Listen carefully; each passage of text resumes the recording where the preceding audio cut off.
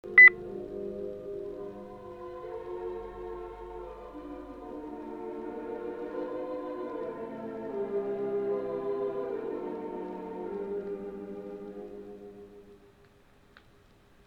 tardes, queridos hermanos.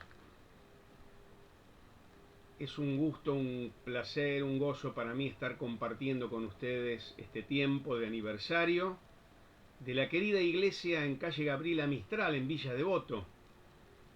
Una iglesia muy cercana a mí, muy querida. Una iglesia en la cual tuve ocasión de participar y colaborar hace unos cuantos años atrás. Y una iglesia que hoy se muestra y que hoy se evidencia sana, pujante, conforme a los planes de Dios para sus hijos y para su iglesia. Por lo cual, en primer lugar, lo que quiero compartir con ustedes es un afectuoso saludo, una afectuosa felicitación y compartirle mis oraciones y mis mejores deseos para el futuro y para el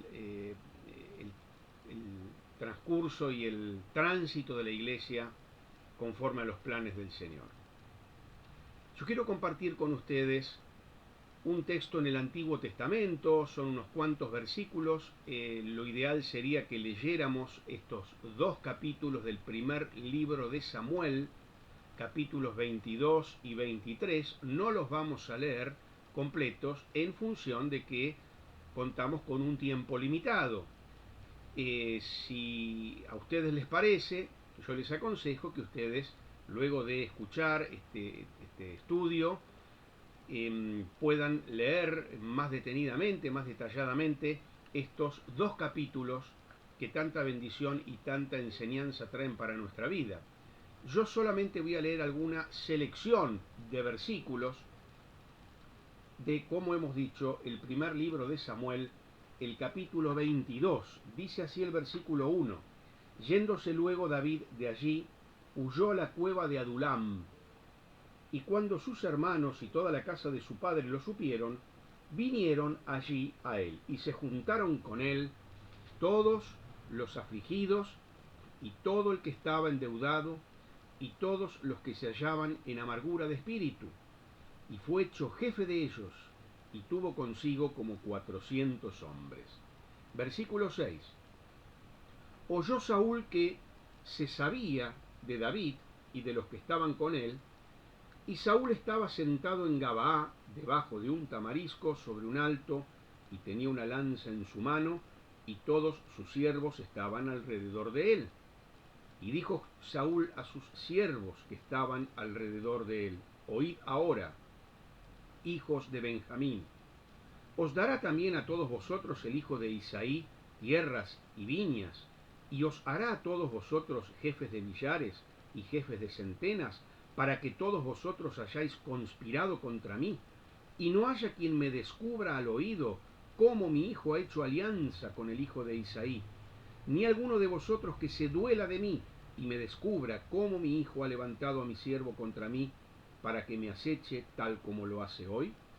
Entonces Doeg, edomita, que era el principal de los siervos de Saúl, respondió y dijo: Yo vi al hijo de Isaí que vino a Nob, a Ahimelech, hijo de Ahitob, el cual consultó por él a Jehová, y le dio provisiones, y también le dio la espada de Goliat el filisteo. Versículo 17. Entonces dijo el rey a la gente de su guardia que estaba alrededor de él: Volveos y matad a los sacerdotes de Jehová, porque también la mano de ellos está con David. Pues sabiendo ellos que huía, no me lo descubrieron, pero los siervos del rey no quisieron extender sus manos para matar a los sacerdotes de Jehová. Entonces dijo el rey a Doeg: Vuelve tú y arremete contra los sacerdotes. Y se volvió Doeg el edomita y acometió a los sacerdotes, y mató en aquel día a 85 varones que vestían efod de lino, que era la vestidura de los sacerdotes. Y a Nob, ciudad de los sacerdotes, hirió a filo de espada, hacia hombres como mujeres, niños y hasta los de pecho, bueyes, asnos y ovejas, todo lo hirió a filo de espada. Pero uno de los hijos de Ahimelech, hijo de Ahitob, que se llamaba Abiatar, escapó y huyó tras David. Y dijo David a Abiatar, versículo 22, yo sabía que estando allí aquel día Doeg el edomita, él lo había de hacer saber a Saúl. Yo he ocasionado la muerte de todas las personas de la casa de tu padre. Quédate conmigo, no temas. Quien buscare mi vida, buscará también la tuya, pues conmigo estarás a salvo. Capítulo 23, versículo 1. Dieron aviso a David diciendo, he aquí que los filisteos combaten a Keila, que era una ciudad, y roban las eras. David consultó a Jehová diciendo, ¿iré a atacar a los filisteos? Y Jehová respondió a David, ve, ataca a los filisteos y libra a Keila. Versículo 4. Entonces David volvió a consultar a Jehová, y Jehová le respondió, te desciende a Keila, con tus manos a los filisteos. Fue pues David con sus hombres a Keila, y peleó contra los filisteos, se llevó sus ganados, y les causó una gran derrota, y libró David a los de Keila. Versículo 9.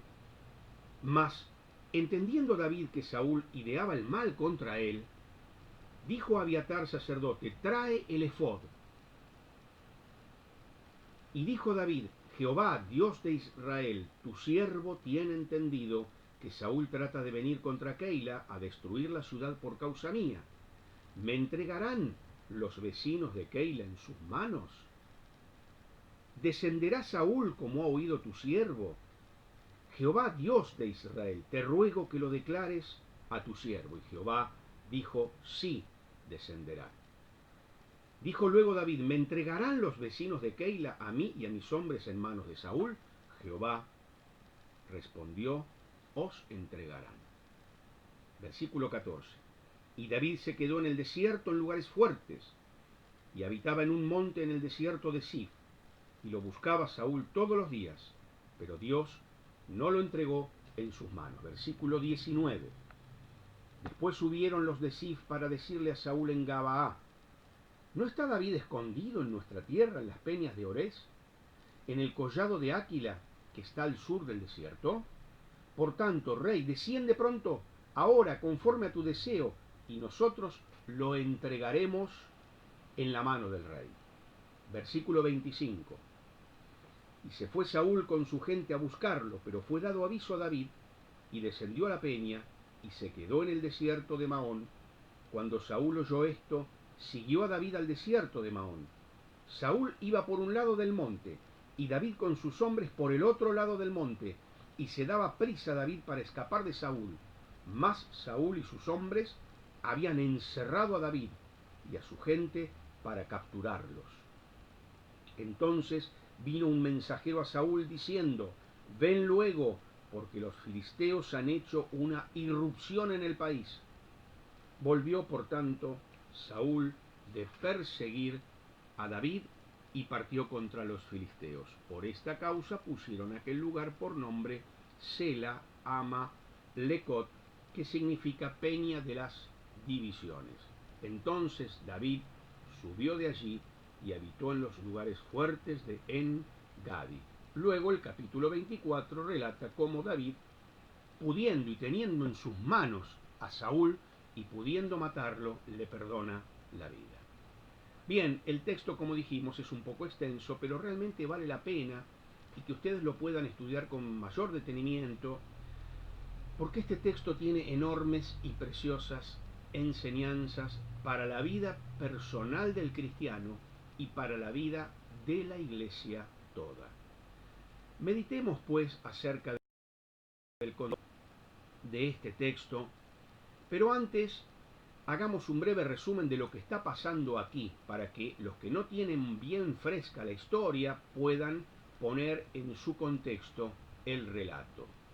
Cuando Jonatán, que era el hijo de Saúl, amigo de David, se dio cuenta de que su padre, Saúl, tenía intenciones de matar a David, a pesar de que David había sido siempre fiel a Saúl, y resulta que Saúl tenía una gran envidia de David.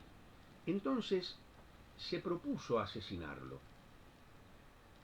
Jonatán entonces le avisa a David que se esconda en el campo, que él trataría de apaciguar al rey. Bien, Jonatán, razonando con Saúl, logró reconciliarlo temporalmente y David estuvo entonces nuevamente en su posición en la corte. Pero cuando la guerra irrumpió de nuevo y David volvió a destacarse y volvió a ganarse el apoyo y la admiración del pueblo, los celos de Saúl subieron de nuevo. Es así entonces que cuenta la Biblia que Saúl intentó enclavar a David con una lanza a la pared. Ya era por lo menos la tercera vez que intentaba hacerla y había fallado. En este caso David apenas pudo escapar con vida. Imagínenselo ustedes allá Saúl con una gran lanza, viéndolo a David ahí intentarlo enclavarlo a la pared con una lanza. Bien, David escapa. Esa misma noche Saúl envió mensajeros a David para matarlo. Pero aquí Mical, la esposa de David, le ayudó a escapar, recuerdan ustedes, colocando una estatua en su cama. Así que finalmente David logra escapar, pero se convierte en un fugitivo. Y tenemos este relato de los capítulos 22 y 23 de 1 Samuel, en el cual vemos a David convertido en un fugitivo. David, aquella persona designada por Dios para ser rey, convertido en un fugitivo. Las experiencias que pasó David en este tiempo, como les digo, son de una enseñanza para nosotros y de una enorme bendición. Lecciones para la vida cristiana y lecciones para la vida de la iglesia. David, indudablemente, como dice Meyer, no puede caber duda de que el Espíritu Santo desea de que tracemos una analogía entre la historia de David y la historia del Señor Jesús. En el momento en que el Señor Jesús es rechazado por su pueblo, proscrito del trono del mundo, y entonces el Señor Jesús dilató hacia el futuro ese momento en que reinaría. El Señor Jesús hoy es el Rey que aún no tiene un reino, al igual que el caso de David. Veamos algunos rasgos de David que lo presentan como este tipo, como esta figura del Señor. Veamos algunas actitudes que tuvo David que nos son de enseñanza, de ejemplo y de modelo de las que nosotros podemos aprender. Insisto, como cristianos, como creyentes en lo individual y como iglesia. Hoy es el aniversario de la iglesia, así que es bueno que de aquí saquemos lecciones para la iglesia. Número 1. David es el rey que Dios había elegido, un rey conforme al corazón de Dios, pero un rey que aún no reina, un rey que espera el tiempo oportuno de Dios.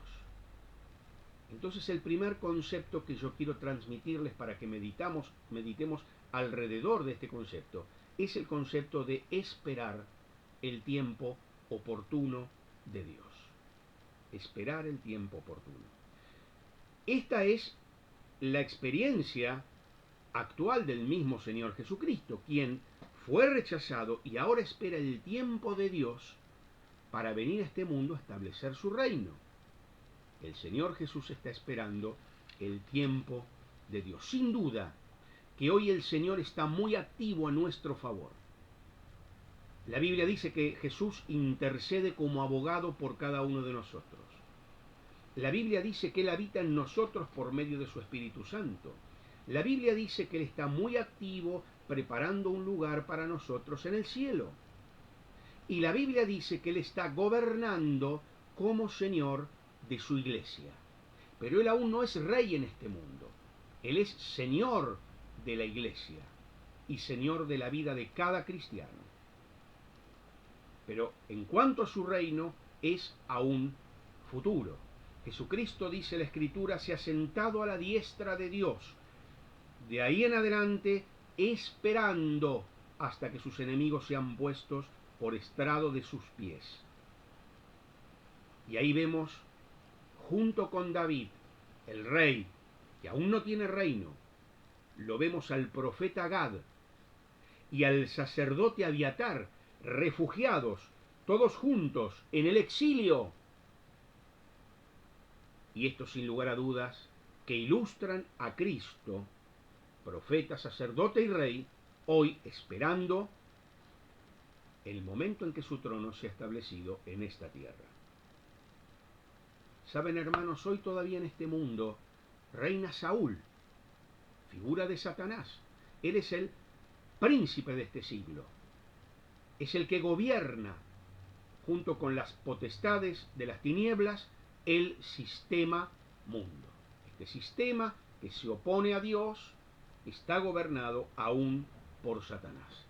Y Satanás está muy activo, y siguiendo la analogía bíblica, él está empecinado en lanzarnos la lanza para destruirnos, lanzarnos esa jabalina para dejarnos inmovilizados, clavados allí a la pared, inmovilizados, inutilizados en la obra, inutilizados en el servicio. Incluso sobre iglesias, el diablo mismo busca no destruir a los creyentes, porque él no tiene potestad sobre nuestra alma está salvada indefectiblemente y de una manera irreversible. Pero él quiere inmovilizarnos, inutilizarnos en el servicio. Así como Satanás lanzó su lanza, su jabalina, sobre el Señor en la tentación, en Getsemaní, en la cruz, y siempre fracasó en sus intentos, hoy Satanás intenta lanzar esa jabalina, lanzar ese instrumento destructivo sobre el cuerpo de Cristo, sobre la iglesia, que es el mismo Cristo. Satanás intenta entonces enclavarnos a la pared, inmovilizarnos, inutilizarnos. Saben, hermanos, si algunos de nosotros alguna vez hemos caído en esta situación de ser enclavados por Satanás a la pared y quedar allí inmovilizados, esto es porque en algún momento hemos perdido nuestra comunión con el Señor. Nuestra relación con Cristo es indestructible. Estamos unidos indestructiblemente a Cristo. Pero la comunión con Cristo es un hilo delgado y nuestros pecados cortan esa comunión. Insisto, nuestra relación es indestructible. Nunca dejamos de ser hijos de Dios. Pero nuestra nuestra comunión con Él puede ser cortada, interrumpida por nuestros pecados individuales y los pecados también de la iglesia. Entonces, cuando cometemos un pecado, el Señor, primero que estamos expuestos a toda clase de daños por parte de Satanás. Estamos desprotegidos, porque nosotros hemos cortado la comunión, estamos separados del Señor. Y el Señor está allí esperando, permanentemente esperando a la expectativa, para que nosotros volvamos a Él, confesemos nuestros pecados, restablezcamos nuestra comunión con Él, y volvamos entonces a serle útiles en su obra y ser de bendición para la iglesia y para el mundo. Entonces, queridos hermanos, el remedio para no caer víctimas de la lanza del enemigo es estar en comunión con el Señor. Yo siempre recuerdo una regla mnemotécnica, ¿no? Con las letras C. Comunión consciente y constante con Cristo. Esa es la garantía de que como iglesia podamos glorificar a Dios y cumplir el propósito que Dios tiene para la iglesia. Comunión consciente y constante con Cristo. Puede cortarse en algún momento, interrumpirse porque pecamos, caemos, tropezamos. ¿Cuál es la clave? Lo antes posible, no dejar pasar tiempo. El diablo quiere que pase un tiempo, que nos desanimemos y pase mucho tiempo y nosotros fuera de la comunión con el Señor.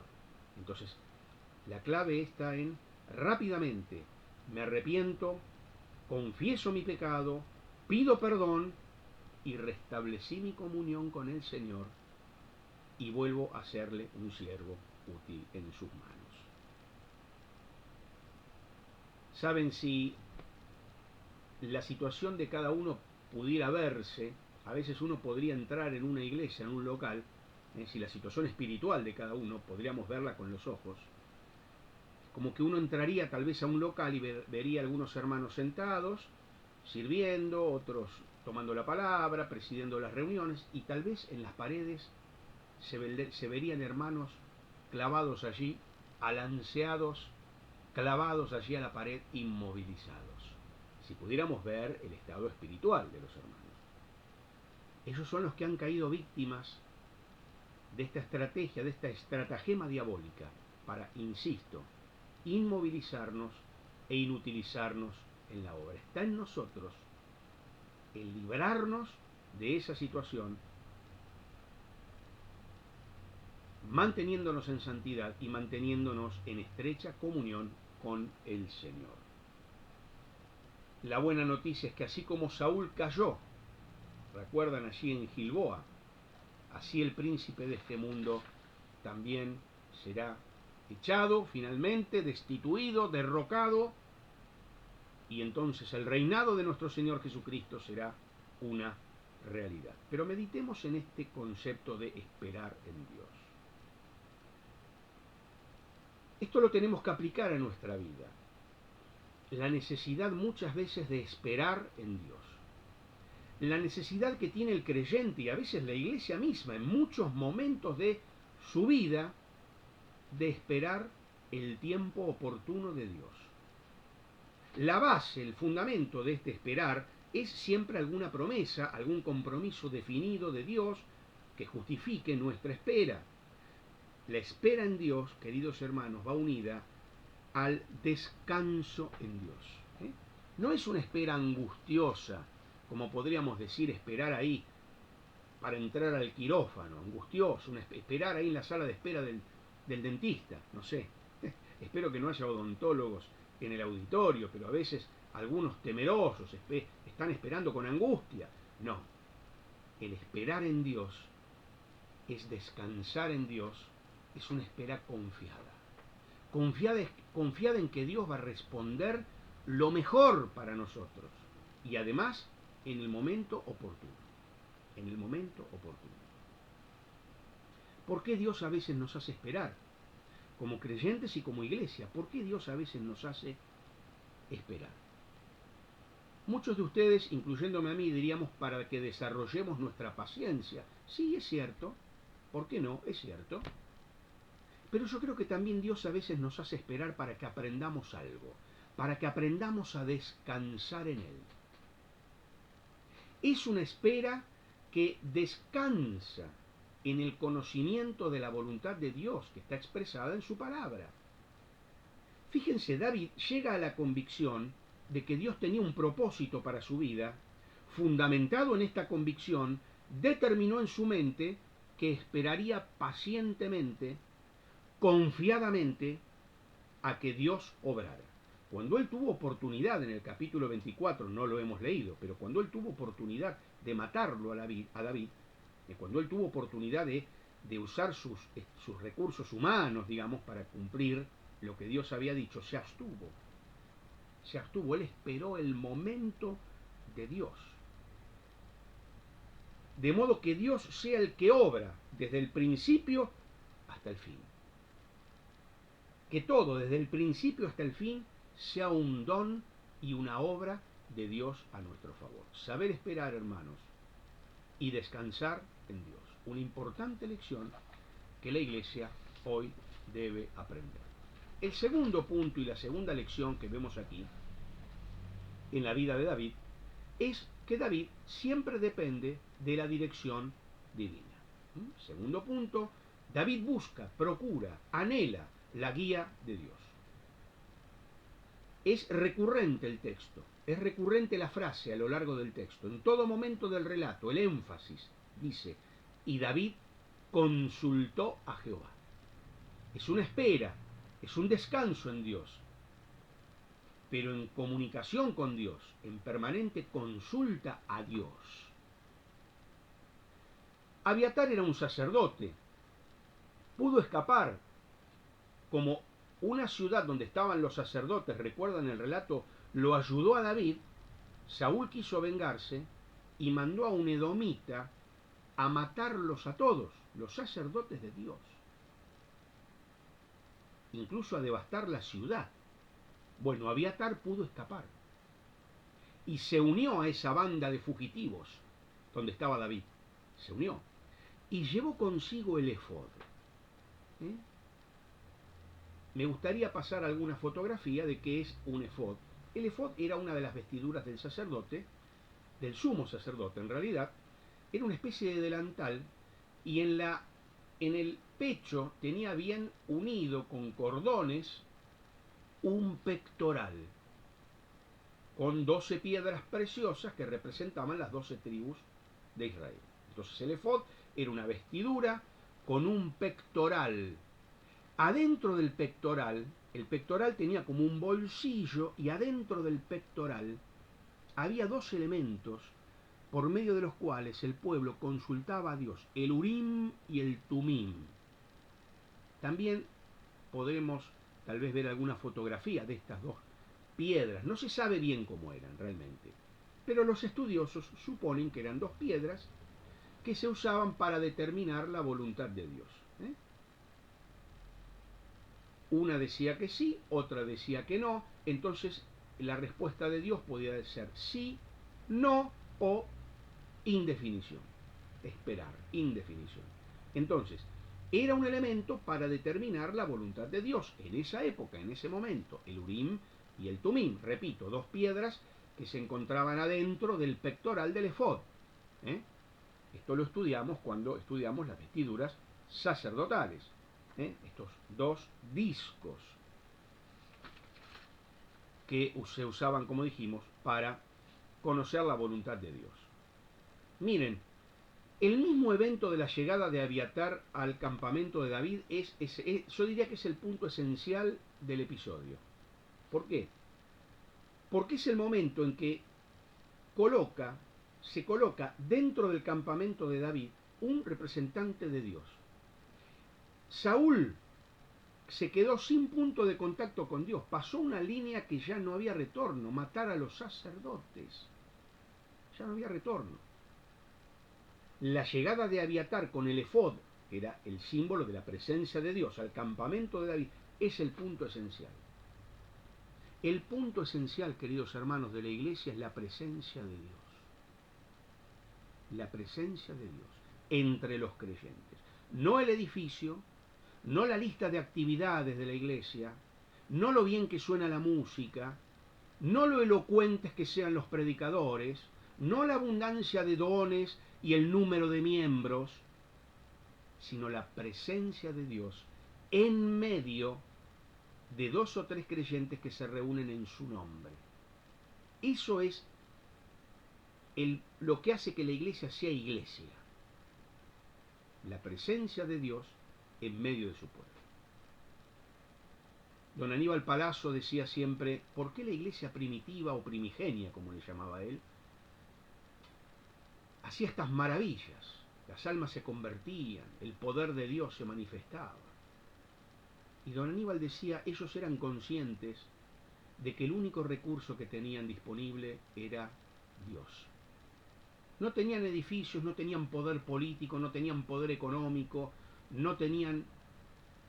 Ellos eran conscientes de que su único recurso era Dios. Oraban y esa oración era como una especie de misil teledirigido del poder de Dios para obrar de acuerdo a la oración de sus hijos. Y saben una cosa, decía don Aníbal, el poder de la iglesia hoy radica en que la iglesia tome conciencia de que su único recurso sigue siendo Dios. Esta es la clave. Si nosotros pensamos que los recursos están en equipos nuevos de sonido, presentar buenos espectáculos, obras de teatro, en tener buenos contactos en el gobierno, en tener un edificio atractivo, en tener miembros con muchos títulos universitarios y dar buenas... estamos equivocados. La iglesia no va a poder cumplir su función en el mundo hasta que no sea consciente de que su único recurso sigue siendo Dios. Y tiene que ser una iglesia que se preocupe en primer lugar por guardar esa comunión de la que hablábamos en el punto 1. Una iglesia que se ocupe en la oración constante, permanente, perseverante y persistente. Y una iglesia cuyos miembros vivan en santidad. Entonces tenemos que llega Abiatar con el efod. David consulta y David siempre tiene a mano este elemento para consultar a Dios. ¿Cuál debe ser la actitud nuestra hoy? Así como David dijo, trae el efod que voy a consultar a Dios, nosotros hoy decimos, y podemos decir, y debemos decir, ante cada situación que le toca a la iglesia en su vida, trae acá la Biblia, porque aquí está la voluntad de Dios, los oráculos de Dios, los preceptos de Dios y la voz de Dios para guiar a su iglesia hoy. Trae acá la Biblia. La iglesia funciona con poder en este mundo y con sabiduría cuando se conduce de acuerdo a la palabra de Dios. No a los criterios humanos, no a las ondas de moda, en las ideas mundanas o en las distintas modas que se van imponiendo a través de las distintas épocas, sino en un apego a la palabra de Dios, para guiar la iglesia y para predicar la palabra, que prediques la palabra. David consulta a Dios y además lo hace de una manera humilde, solemne, respetuosa y reverente, sabiendo quién es ese Dios, que es el Señor de la iglesia y el que tiene que dar las pautas para el caminar de la iglesia en este mundo. Pasemos al tercer punto, donde vemos aquí a David manifestando una actitud de tremenda generosidad y de genuino interés por su pueblo. David era un fugitivo, recuerden, estaba escapando de Saúl por su vida. Sin embargo, le llegan noticias de que una ciudad, Keila, estaba siendo atacada por los filisteos, que eran los grandes enemigos de Israel. Es curioso que en vez de recurrir a Saúl, que era el rey, el pueblo de esa ciudad apeló a David. Es curioso, ¿no? Y ahora yo pienso y me pongo en el lugar de David. David podría haber esquivado fácilmente esta responsabilidad, que por otra parte no era de él, porque el rey era Saúl. Fíjense, David podría haber dicho, tal vez como hubiera hecho yo, no sé usted, ponerse a pensar cuántas excusas tiene para evadir esa responsabilidad que además era riesgosa. Primero, podría haber dicho David, yo ya tengo bastante con ser un fugitivo, estoy luchando por preservar mi vida, me estoy escapando del rey que me quiere asesinar y ya varias veces lo intentó. No tengo tiempo de ocuparme de otra cosa. Segundo, podría haber dicho David, no tengo por qué hacer lo que debería hacer el rey. En lugar de estar ocupado en perseguirme a mí, empecinado en asesinarme, que cumpla su función, que cumpla su rol, que defienda al pueblo. Buena manera, hermanos, buenísima manera. Si yo fuera abogado de David, le hubiera dicho eso. Mira, decí tal cosa, decí tal otra. Buena manera, no solo de eludir una responsabilidad, como dijimos, riesgosa, sino también una excelentísima manera de mandarlo al frente a David, a Saúl, mandarlo al frente, decimos aquí, poniendo en evidencia su defección de sus responsabilidades y funciones como gobernante. Excelente oportunidad para evadir la responsabilidad y para perjudicarlo a Saúl, que por otro lado nosotros pensamos se lo tenía bien merecido, ¿o no? Sin embargo, no fue esa la actitud de David. No fue esa la actitud de David. David salió a cubrir la tarea que correspondía a quien en ese momento procuraba matarle, como dijimos, y él salió a cubrir esa tarea. Él privilegió el bienestar del pueblo por sobre su conveniencia. Qué patriotismo, diríamos, ¿no? De parte de David. Ahora pensemos en nosotros, hermanos. Nos enojamos por algo. Muchas veces nos consideramos víctimas de una injusticia. A veces con ciertas razones. Consideramos que hemos sido maltratados, marginados, que no nos tuvieron en cuenta. Hemos sido víctimas de una injusticia. Pongámosle que hasta tenemos razón, pongamos ese caso. Y entonces, ¿qué hacemos? Retenemos nuestro servicio. No ejercemos nuestros dones. Yo diría, en términos bien coloquiales, nos llamamos a silencio. Estoy ofendido. Listo, no hablo nunca más nada, no colaboro. Ah, bueno, que hagan la suya. Es más, a veces vemos que hace falta que nuestra presencia en algo, pero como estamos ofendidos, decimos para nosotros que se venga el mundo abajo. En todo caso, que vengan ellos a pedirme perdón primero, públicamente, humillados ante mí, entonces ahí sí yo me pongo de nuevo a funcionar. ¿Saben? Esa actitud que a veces tenemos de estar ofendidos, de retener ese servicio que dijimos, de no ejercer nuestros dones por estar ofendidos, saben que el que paga el pato es la iglesia. Porque incluso puede ser que yo haya sido maltratado, yo no niego, puede suceder. A veces no, es un invento nuestro por el orgullo y somos nosotros los equivocados. Pero pongamos el mejor caso que hasta tenemos razón.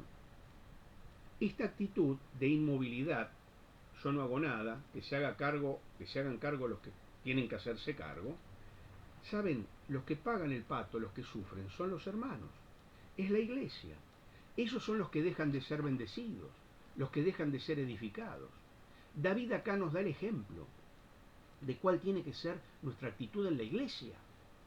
Acá diríamos de patriotismo, ¿no es cierto? Pero yo lo traduciría para nosotros, ejemplo de amor por la obra de Dios, de amor por los hijos de Dios, de dejar de lado nuestro orgullo, nuestro amor propio y velar, priorizar el beneficio de la iglesia, el beneficio de la obra y la gloria de Dios por sobre todo lo demás.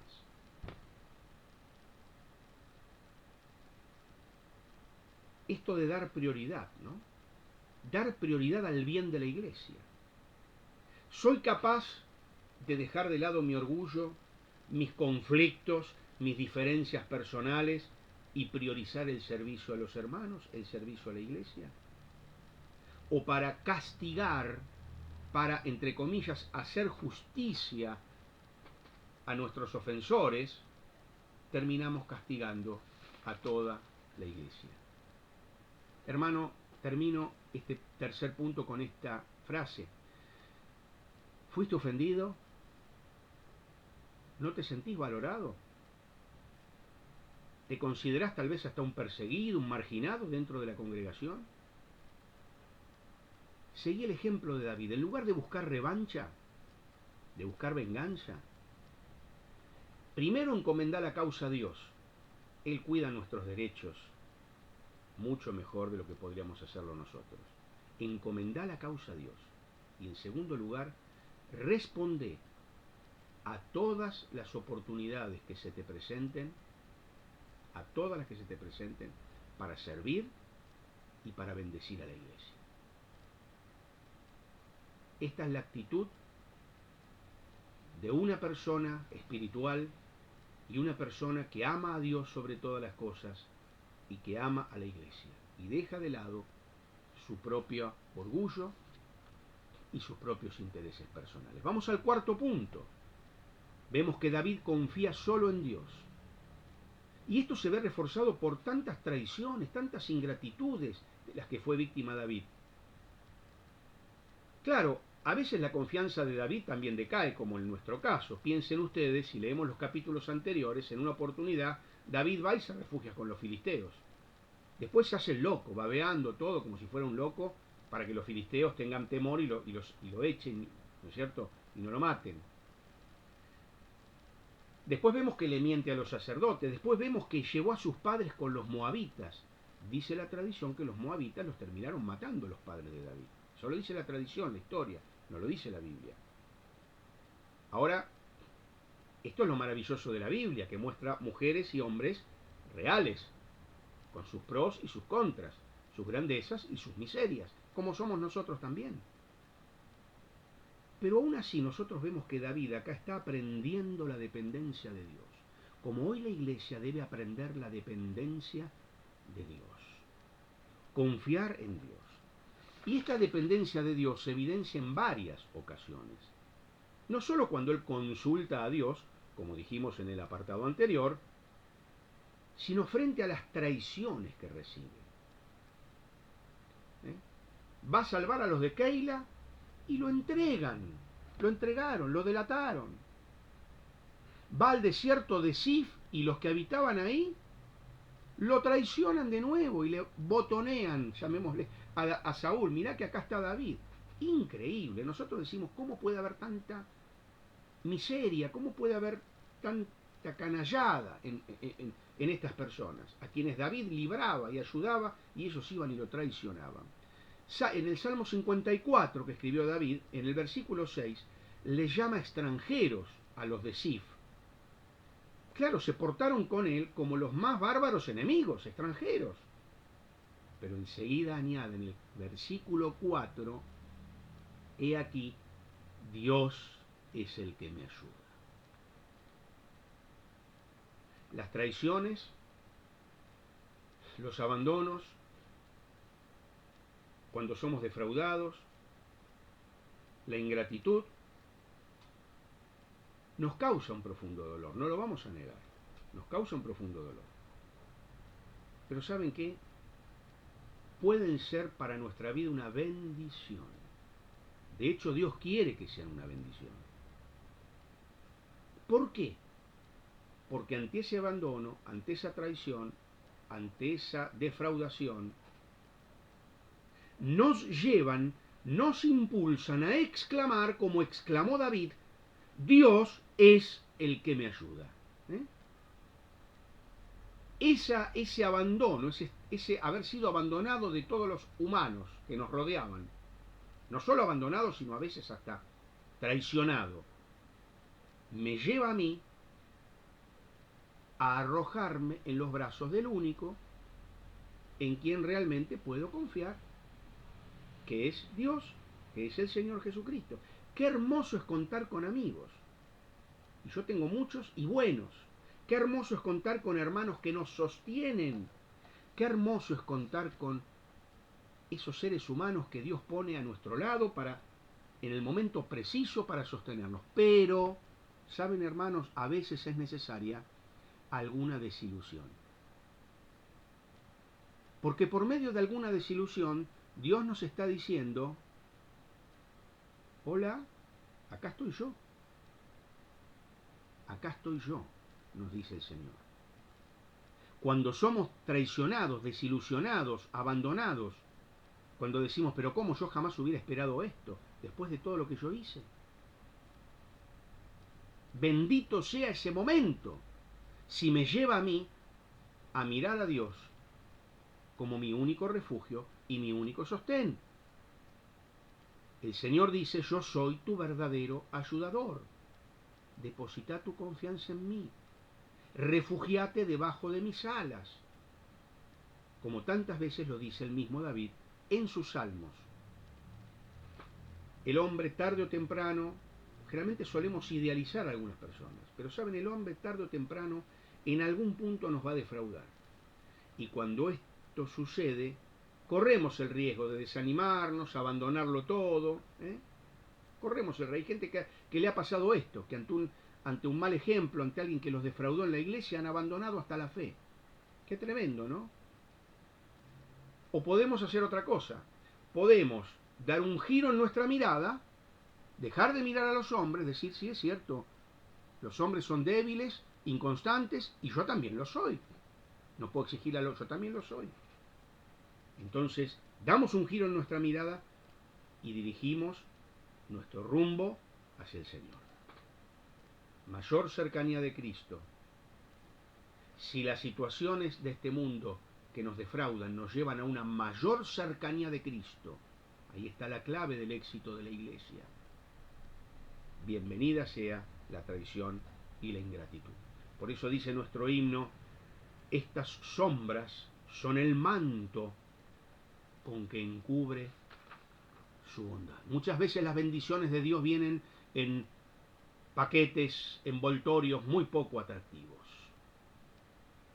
Pero hermano y hermana, iglesia querida en calle Gabriela Mistral, tengan por seguro que si algo viene de Dios, por más desagradable que sea el envoltorio, adentro, bien guardado, para cada uno de nosotros, viene una bendición de Dios. Dice el himno 368, esas oscuras nubes que os aterran, derramarán de compasión profusas bendiciones sin fin al alma nuestra. Dios quería preparar a David espiritualmente y Dios tenía que enseñarle dependencia constante de él. Y Dios también lo tenía que preparar para las batallas que no eran contra Saúl, eran las grandes batallas contra el verdadero enemigo de Israel, los filisteos. Dios seguramente a nosotros también nos quiere preparar para la batalla. El punto 5, queridos hermanos, nos muestra a David siendo preservado por Dios. Preservado por Dios.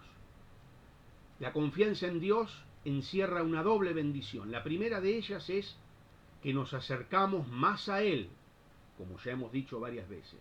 Esta cercanía con Dios es la primera y la mayor bendición para la vida.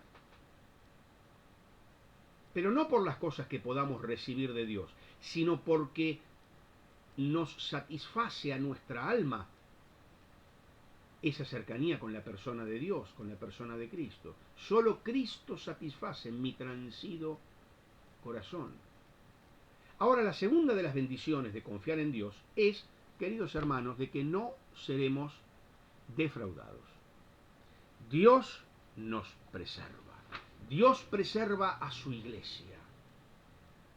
Y aún en los peores momentos, luego de divisiones, luego de tragedias, luego de traiciones, luego de que hayamos quedado 4 gatos locos en la iglesia tal vez, Dios en su fidelidad restaura y preserva.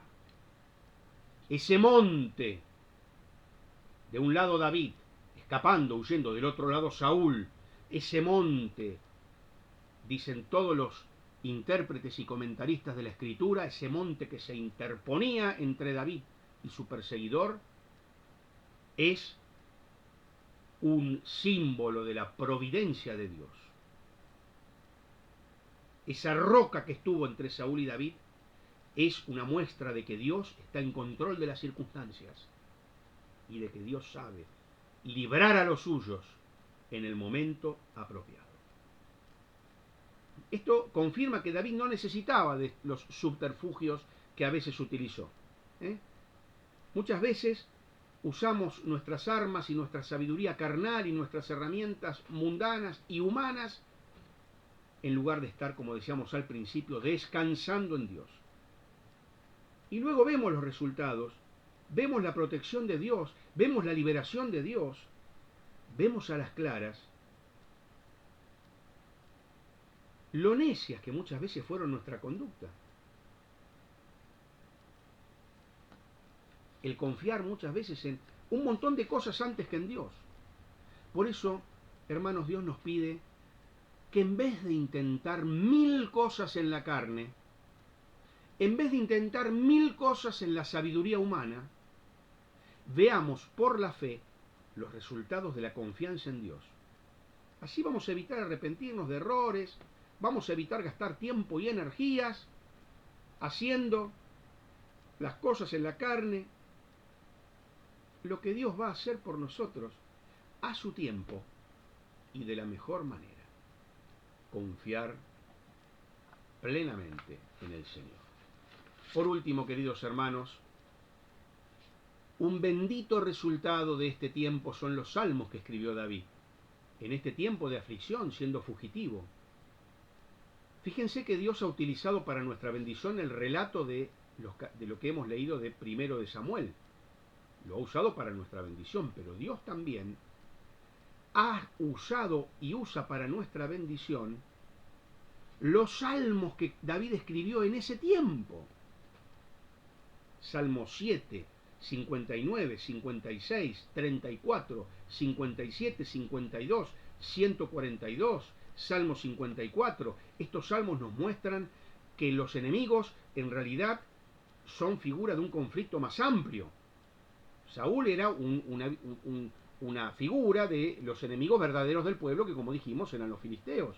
Y los enemigos humanos que nosotros podemos tener en la tierra son figura del verdadero enemigo. Dice la Escritura que no tenemos lucha contra sangre y carne. El propósito más elevado de Dios es prepararnos para esas batallas espirituales. Los salmos expresan la aflicción de David.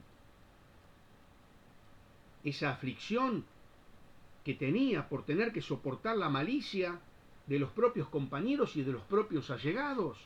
Los salmos expresan esa sensación de persecución inmerecida. David tenía la conciencia limpia de que él no había dado ocasión para esa persecución. A veces nosotros estamos en problemas, pero porque nos metimos en líos por cosas que hicimos. Pero David tenía la conciencia limpia, las manos limpias. Los salmos expresan su confianza y entrega. Su confianza y entrega. Entonces, hermanos, a juzgar por el fruto de este tiempo expresado en los salmos, David aprendió una lección que nos ayuda a nosotros a seguir por ese mismo camino. Los salmos nos ayudan a aprender lo mismo que aprendió David. Más allá de leer la historia y sacar enormes enseñanzas, los salmos son la expresión de lo que él sentía en ese momento, inspirado por Dios. Entonces los salmos nos ayudan a aprender lo que aprendió David. El Señor no nos dejó solo la historia de David, nos dejó también el tesoro de los salmos. Esos salmos que expresan alabanza a Dios aún en medio de las pruebas más duras. Termino, hermanos, con esta conclusión. Hemos visto muchos de los propósitos que Dios tenía con David. Y hemos visto los muchos propósitos que Dios tiene con nuestra vida y con la iglesia. Que aprendamos a esperar y a descansar en Dios.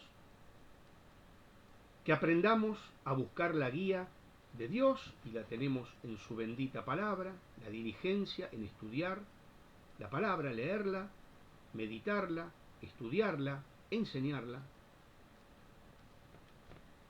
Nos enseñan que debemos aprender a confiar solo en Dios, que es nuestro único recurso como iglesia. Y nos enseñan que vamos y somos preservados por Dios. Esperar y descansar en Dios, buscar su guía, confiar solo en Él y ser preservados por Él. De Jesús la iglesia, constante ha de ser, nada en contra suya prevalecerá. Porque la promesa de Dios nunca faltará. Pero saben, no tenemos que olvidar cuál es el propósito supremo de Dios para la iglesia. Todos estos propósitos que hemos mencionado son importantes, pero hay un propósito supremo en todo lo que Dios permite y en todo lo que Dios hace. Un propósito supremo para la iglesia. Y el propósito supremo de Dios es glorificarse a sí mismo. ¿Cuántas veces no comprendemos por qué nos sucede tal o cual cosa? ¿Cuántas veces no comprendemos por qué a la iglesia le han sucedido tal o cual cosa?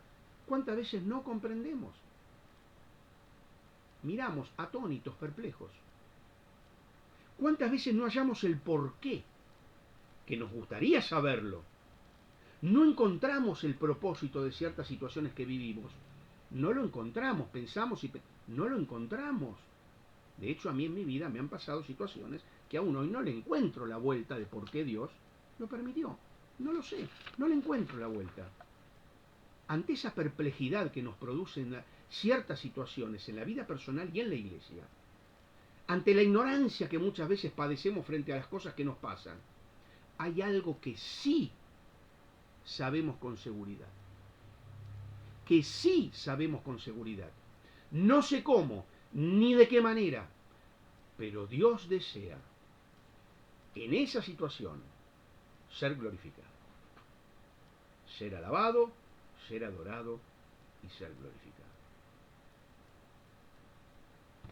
Señor, muchas cosas no comprendo, mi extrema limitación me impide entender todos tus propósitos. Pero Señor, te decimos de todo corazón, ante estas situaciones que no comprendemos, que no conocemos, recibe tú mi alabanza, recibe tú mi adoración y mi profundo deseo de que seas glorificado. Mi profundo deseo de que seas glorificado. Y sin duda el mejor deseo que yo puedo darle a la iglesia en calle Gabriela Mistral, en Villa Devoto, en la ciudad autónoma de Buenos Aires, la querida iglesia, es que aprendan a esperar en Dios, a descansar en Él, que busquen siempre la guía del Señor en su palabra, fieles a su palabra, que la confianza de ustedes esté solamente en el Dios omnipotente y en el Señor Jesucristo, cabeza y Señor de la iglesia, que puedan experimentar esa permanente preservación de Dios, de sus hijos y de la iglesia, pero sobre todas las cosas, que en el andar diario de la iglesia puedan siempre glorificar a Dios. Queridos hermanos, que el Señor les bendiga, les mando un fuerte abrazo y Dios permita que en poco tiempo nos estemos viendo personalmente. Muchas gracias.